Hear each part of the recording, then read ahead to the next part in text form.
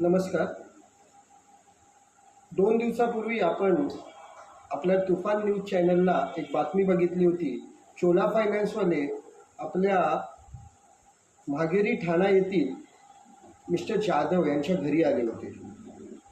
आता ते recovery agent होते का रिकव्हरीचे गुंड होते ते सांगण्यासाठी तुम्ही न्यूज तर बघितली असाल.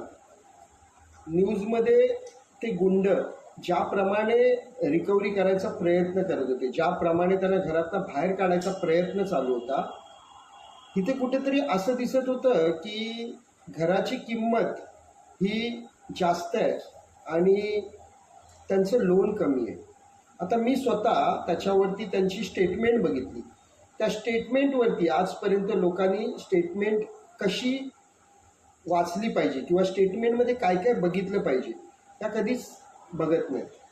मी ती स्टेटमेंट बघितली. त्या स्टेटमेंटमध्ये जे असणारं लोन आणि त्याच्यावर लावलेल्या पेनल्ट्या किंवा त्याच्यावर लावलेले इंटरेस्ट हे ज्या पद्धतीने लावलं आहे ती कंप्लीट फसवणूक आहे. दुसरं, त्या माणसाने कमीत कमी 3 ते 4 वेळा सेटलमेंट लेटरसाठी त्यांना प्रपोजल दिलं, पण त्यांना सेटलमेंट लेटर द्यायचं नव्हतं कारण त्याच्या घराची किंमत जास्त आहे आणि त्यांचं लोन कमी आहे.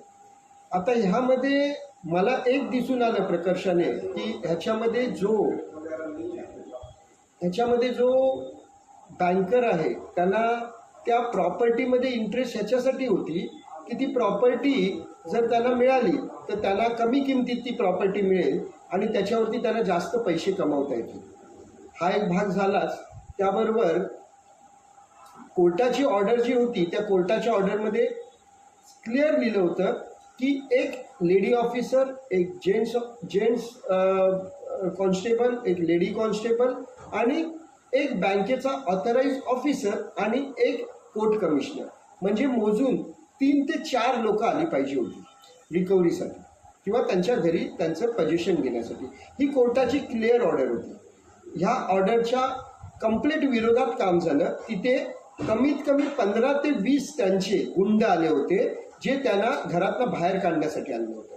जर तुम्हाला गुंडच आणायचे तर पोलिसांचा बंदोबस्त कशाला घेता तुम्ही? पोलिसांचा बंदोबस्त घेऊ नका. तुम्ही ऑर्डरच अशी आला की कोर्टाला सांगा की आम्ही 15 ते 20 गुंड घेऊन जातो आणि त्या गुंडांकडनं आम्ही ती त्यांच्या घराची परमिशन घेतो किंवा पोझिशन घेतो. कशाला पाहिजे पोलीस? कशाला पाहिजे कायदा? कशाला पाहिजे त्या पद्धतीचं ते दिखावा? 2 पोलिसांना आणि एक कोर्ट कमिशनर, त्याच्याबरोबर एक बँकेचा ऑथराइज ऑफिसर आणि त्यात एक बँकेचा अजून एक स्टाफ. ह्याच्यापेक्षा जास्त घेऊन घ्यायची गरजच नाही. म्हणजे तुम्हाला 15 लोक ह्याच्यासाठी आणायची आहेत की त्या माणसाला धमकी देऊन त्या माणसाला त्यांनी केलेल्या सगळ्या ज्या गोष्टी आहेत त्या त्यांना लपवायच्या आहेत. म्हणजे तुम्ही 15 जणांना मिळून त्यांना दाबायचं आणि त्यांना घरातनं हाकलून बाहेर काढायचं. त्या घरात एक पेशंट होता, त्या घरात सिनियर सिटीजन होती. त्यांनी ज्या पद्धतीचं त्यांच्यावरती जे आळ आणलेत किंवा ज्या पद्धतीने त्याला घरातनं काढायचा प्रयत्न केला हे कम्प्लिटली गुंडगिरी आहे. माझं सरकारला आणि पोलिसांना एकच आव्हान आहे, ह्या पद्धतीचं जे रिकव्हरीची पद्धत चालू आहे यानंतर लोकांमध्ये खूप मोठा असंतोष तयार होत चालला आहे आणि हा असंतोष आज नाही उद्या कुठेतरी सगळीकडे लोकांच्या मार्फत बाहेर पडेल.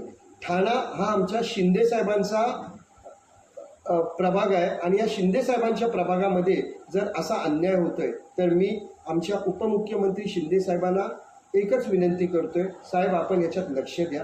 हे खूप चुकीचं चाललंय. गरीब लोकांना लुटलं जात आहे.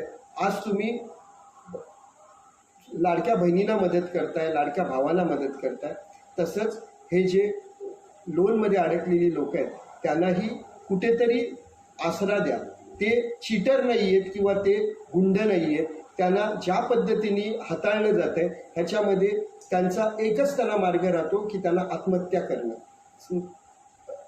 मला शिंदे साहेबांना एकच आव्हान आहे, ते जर पैसे भरायला तयार आहेत तर त्यांना घरातनं का बाहेर काढावं हे माझं एकच तुमच्याकडे मागणं आहे.